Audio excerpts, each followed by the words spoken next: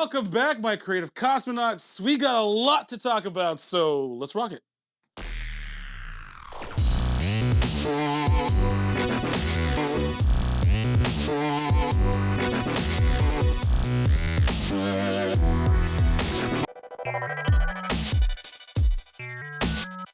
Before we get started, hit that like, share your favorite episodes with the masses, and subscribe if you haven't already. And please, go check out Delula Canoe. It's a great new podcast hosted by the talented Derek Taylor and me. So, go, support, subscribe.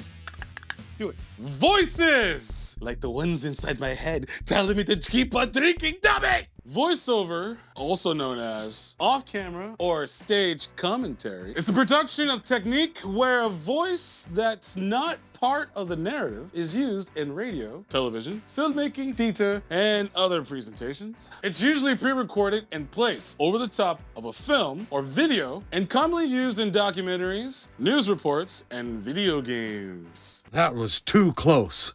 You were almost a Jill sandwich. The voiceover industry has evolved significantly since its inception. Literally side by side with development in technology, entertainment, and advertising just keeps on progressing and getting better. And now we got AI. Is one mistake. Oh, hell no. Just takes over everything. It all began in the early days of radio in the 1920s, and since has expanded into various media. The industry was primarily driven by radio dramas, comedies, and serials. Old school serials like 1920s Batman, not the kind you eat. Actors like Orson Welles, who some of you might know from the 1980s Transformers the movies, where he voiced Unicron. He was among the pioneers known for their work on radio shows, such as Mercury Theater on Air. And the most notable event of the era was 1938 broadcast of the War of the Worlds. And can you believe it famously caused a panic among listeners who actually believed the fictional story to be real news broadcasting? I mean, if you don't know and you're like living under a cave and don't know about the story, go check it out. War of the Worlds broadcasting. Seriously. Some of my favorite voice actors are Peter Cullen, Frank Welker, the late Kevin Conroy, Phil Lamar, Mark Hamill, Cree Summers, Rob Paulson, Nolan North, Sam Witwer. The list is pretty freaking long. I happen to know a guy that dabbles in the world of voice acting. But before we dive into that world, let's check in with Sami for Comic Book of the Day and Jesse for Trivia. Hi Cosmonauts, this is Sami the Monster, and this is the Comic Book of the Day. This is a sci-fi thriller murder mystery in space. It happened. The rich, the top 1%, have left Earth, leaving everybody else behind to essentially perish in the climate crisis, seeking and building a safe haven in space. The 1%, though, they might be safe from the climate crisis, but there is a murder aboard this ship.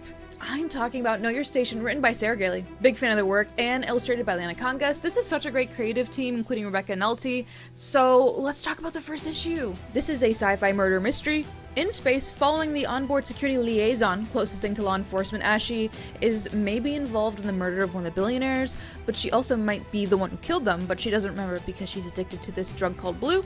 And now she has to solve the murder while also covering up the murder because she might be guilty.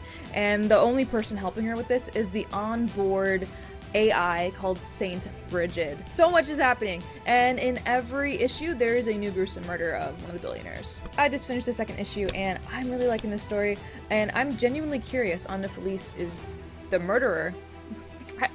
I love a good murder mystery, man. In space! Sarah Gailey has done Eat the Rich, which is like the same genre as The Menu and Ready or Not and The Invitation. If you know, you know. It's the same genre. And they've also done Upright Woman Wanted, which is a novella. And it's about like librarian cowboys. But yeah, check it out and happy reading, and comment down below your thoughts on this if you've read it before. Although a member of the Avengers for a very long time, Hawkeye made his first appearance in which comic book series? Was it A, The X-Men, B, The Avengers, or C, Tales of Suspense? Stay tuned for the answer after the interview. Matt, Hello. how you doing, man? Good to see you, buddy. It's been a while. Likewise. Tell me about the world of voice acting. How did you How did that start? How did you get into that? Honestly, I stumbled upon voice acting when I was a kid. I watched a lot of like old like vaudeville comedies with my grandfather. A lot of Three Stooges, a lot of Abbott and Costello, Laurel and Hardy, and I would always try to like mimic their voices to do jokes with my grandfather. Like, nah, you numbskull. Then that turned into doing Looney Tunes characters. And, you know, Bugs Bunny, yeah, what's up, Doc? That's pretty good. Yeah, that gradually became like other cartoon characters. You know, Family Guy, like, oh, hello, Stewie Griffin here. And here, I'm Peter Griffin. I feel like I had that kind of like natural talent for just mimicry. And that's really how it started, was just trying to do those voices to like make jokes with my friends and family. Is that the professional like term, mimicry? I mean, it's what I'm calling it. Yeah, that makes sense. I used to be able to do that when I was a kid, just mimic until my voice dropped. I'm like, well, I can't do Pee-wee anymore. I do have a Pee Wee Herman. Yeah? Yeah. It's... I can't do it anymore without... You know what you gotta do. You gotta find that place back in the throat. I sound like the Barney from The Simpsons. Hey, Homer. Hey, Homer. Get a beer. What was one of your like first like gigs? One of my first gigs was actually a feature film that I did with our good friend Stephen Shea at Abysmal Entertainment. It is not out yet, but it will be soon, called Isla Monstro, where I play a an Austrian-Cuban drug dealer.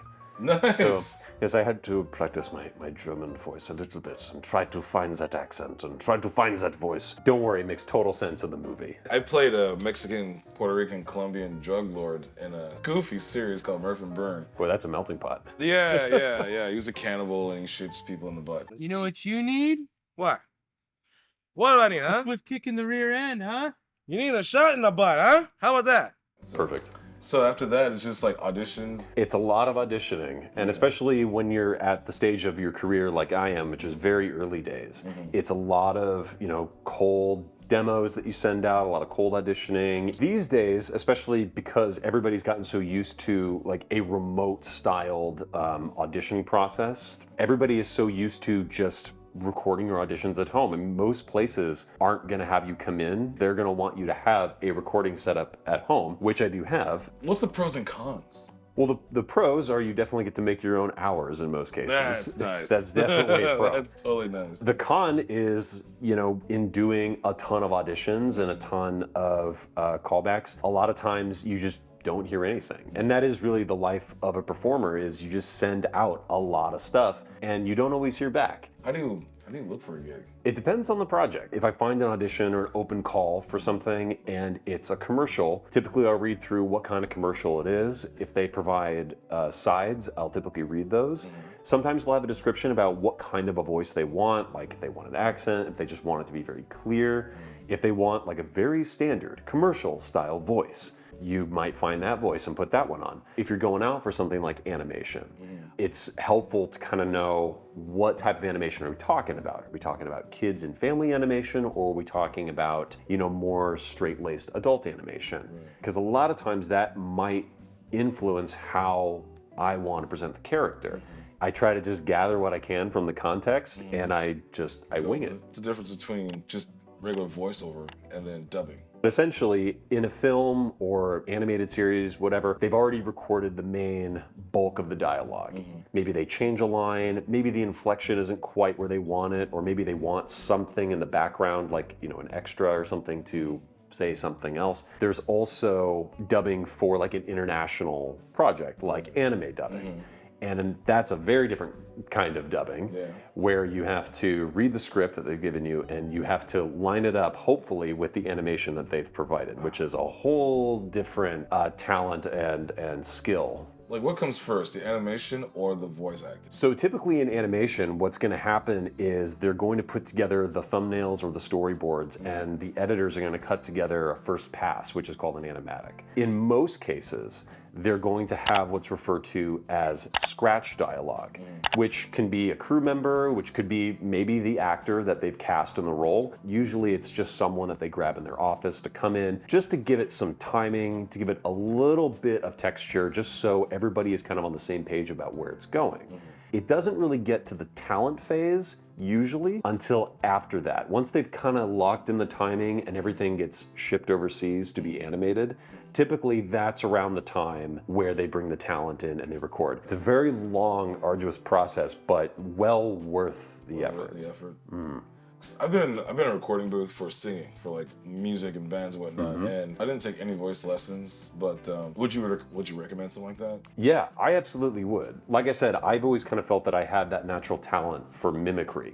But when I started really pursuing voiceover as a professional career, talent is great, but it doesn't mean nearly as much as I think people put into it unless they have the discipline to back it up. Talent can get you in the door, but discipline will keep you in the room. I sought out a voice teacher and I learned breath control. I learned how to shift my voice, where to put my voice so that I can do something that might sound like it's strained, but it isn't actually strained, because it's very easy to strain your voice. It's a tough business, right? I'm talking about overwhelmed with just like competition after competition. You got the guy that does like Nathan Drake and like, you know, that guy. He's like, well, okay, I want him, but I can't afford him, so let's go down. That's how it happens? I mean, sometimes, every now and again, I'll come across an audition that says, we're looking for, you know, this type of voice. Right. A lot of times you find that they want a certain type, but then when they hear it, it's not exactly right, or they find that something isn't going to work in there, and so they shift it, and, you know, as a collaborator, hopefully they still work with you and you find the right voice for that. In a regular situation for a gig, if you're doing multiple characters, do they pay you for each character, or just a lump sum? It's like, oh, buy one, get the other one for free? So in those particular cases, I don't believe that they are paid by the character. I think they just get a payment for the standard characters that they normally play. Let's say Seth MacFarlane's doing 5 voices in a particular show. If he goes over that and does like an additional character, if it's in his contract, yes, he'll get paid for an additional voice. From what I have experienced working in animation, a lot of times they will hire somebody to do up to 3 additional voices, but sometimes they end up recording someone doing 4. And in the post process, if they've caught it, they might say, actually, that needs to get re-recorded by somebody else. But I believe it's somewhere between 3 and 5, depending on the role. Are there classes, or are they like... So I've been taking acting classes through Bang Zoom Studios. They are wonderful, and I think it's a great resource when you're just starting out to take a couple of intro courses. And then, what would you say if, what are the best ways, like if you live in an apartment, soundproofing? When it comes to soundproofing, that is incredibly expensive. What I prefer to do is sound treat or sound dampen a space. It's not soundproof, but it is sound dampened, and it is treated to be as quiet and as clean as you could possibly make it. There are ways to treat a space so that it sounds great on a mic. Let's check out the studio. Let's do it. All right, so here we have my in-home recording booth. Ooh. Yeah, it's not bad. Still doing here. It can definitely be a little tight. This reminds me like back in like high school, you know, 7 minutes to heaven. 7 minutes in the booth, it will feel like hell, trust me. It gets very hot. You can't really have any fans in there. So you got a laptop in here, and you got a mixer, right? Or a channeler? Yeah, a little audio interface. That's the Scarlett 2i2 interface. Nice. They usually start around 120, 150. And then, yes, everything running up to a MacBook Pro, which is running Adobe Audition. The mic that we're currently using is the Audio-Technica AT2020. It's a nice mid-range microphone. It's really good for a low-end voice like mine. And that's another thing that I really recommend to folks is try out different microphones, because not every microphone is the same, and not every microphone is going to interact with your voice the way that it might with someone else's. So you just got regular foam. Yeah, just regular like acoustic foam padding in there. And then it also has a layer, actually 2 in some places, 3 layers of Fernie pad, which is basically like moving pads that you might buy at like Home Depot or Lowe's or even U-Haul. Yep. What I've done is I've installed brass grommets on the top edges. I see that, yeah. And I've suspended them over the walls and over the foam to get the most kind of cushion between the Fernie pad, the foam, and the wall. So once you're inside, it's actually quite quiet. Like it's actually very sound dampened in there. You don't hear like really any reverb. Let's check that out. Let's try that out. Let's try it. Let's see how it is. People at home, Hold it I'm out. going into the closet. All right. Coming out's the hardest part. And this, I mean, this is Dubby right now, but this is what it sounds like in here. It is so crazy and cool. And like, I can hear outside, but it's not that loud. It's not that annoying. It's just nice and kind of like zen, humbling. This is a good feeling. I like this. This is where I need my house to be. I need something like this in my closet. This is awesome. Woo!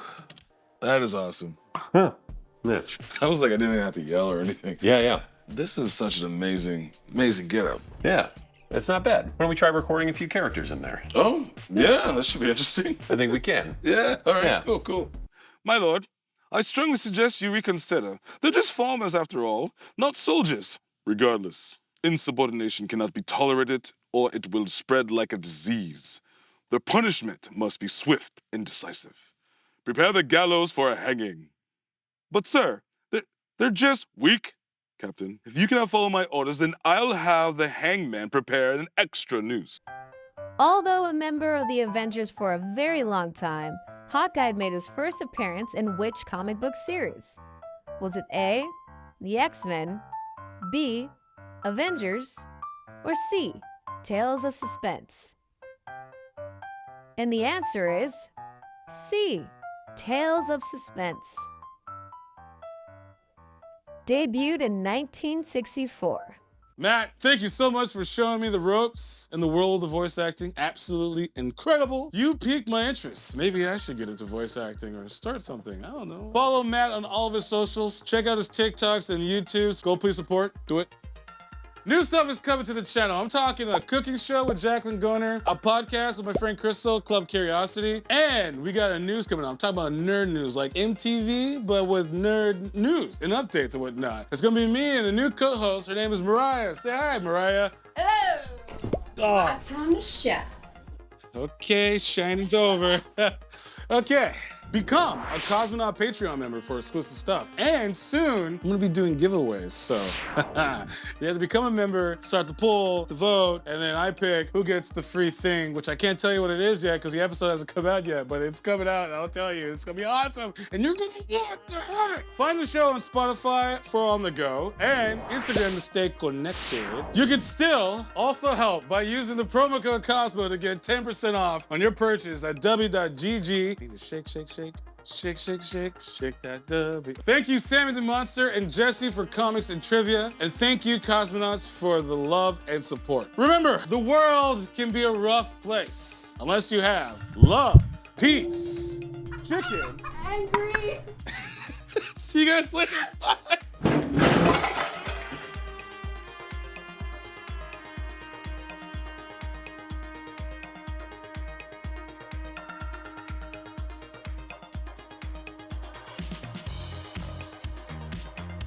Thanks for watching and subscribing. You guys are the best. Check out this clip next, huh? Yeah. Or that one. I mean, check them both out while you're at it. Why not?